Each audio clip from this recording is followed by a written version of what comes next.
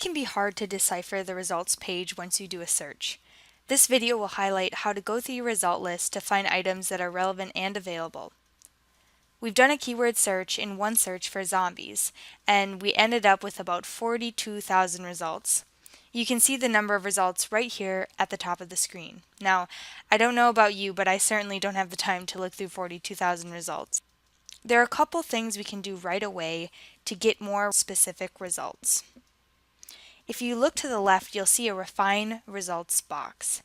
This is where you can easily limit your results by things like publication date and type of resource.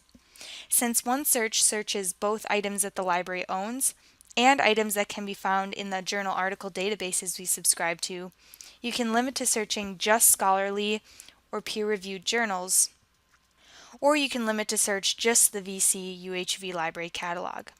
For this example, let's say I just want to see what books I can check out.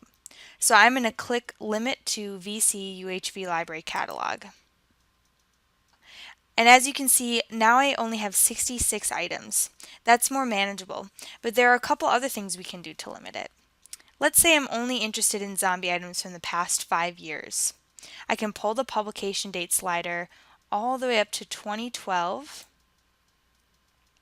And now we're only seeing items that have been published between 2012 and 2017. If we scroll down, we can also limit it to resource type. As you can see from the icons next to the items, this search pulled up both books and video recordings. Maybe you want to see just videos on zombies, or maybe because I just want books, I'm going to select books.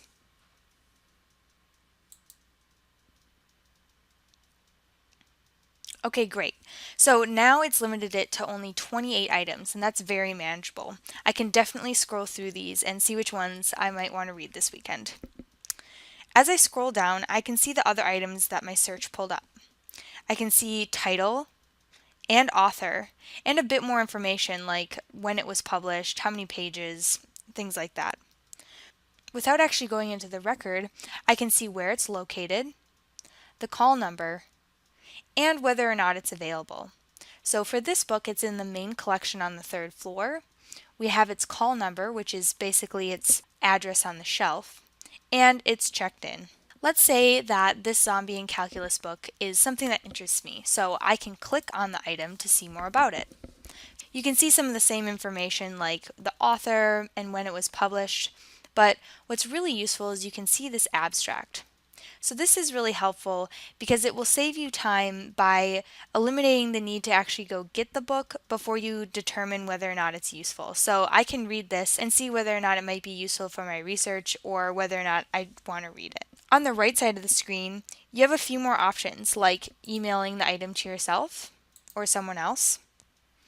And you can also cite the item. Usually it lists popular citation styles like APA, Chicago, MLA.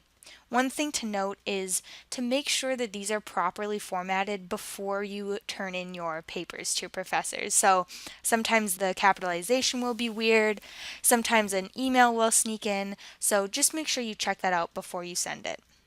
Another thing to be aware of is that this URL at the top of the page is not a persistent link. This is a session-based link, so it only lasts for about 10 to 15 minutes after you've done a search. That means if you send it to yourself or send it to someone else and try to get to it maybe a day or so later, it's just going to bring you to an error page. So what you'll want to do if you want to save the URL is go over to permalink, and this will be the URL that you can use to get back to this item in the catalog. As I go back to the results page, I can also see the ways I can contact the library. So if you ever have any questions about searching or your research, you can contact us. We make it easy by putting our information right in the OneSearch interface. My personal favorite is just clicking on the chat box for real-time help from one of our librarians. Happy searching!